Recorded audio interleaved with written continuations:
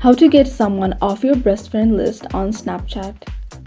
So the first thing you want to do is go over to your Play Store and type Snapchat at the search bar, and make sure that your app is updated to the latest version. So just click on update. So once you do that, go over to your Snapchat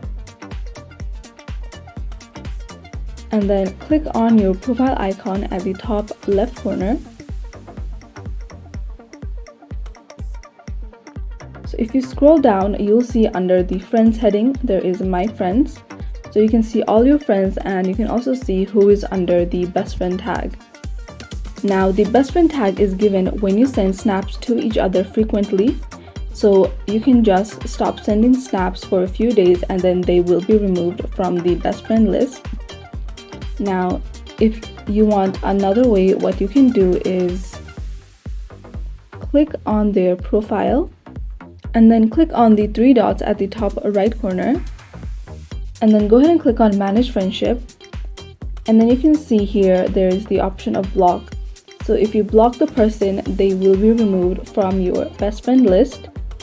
And another thing you can do is click on the remove friend button, and what this will do is it will remove this person from your best friend list as well as from your Snapchat as well.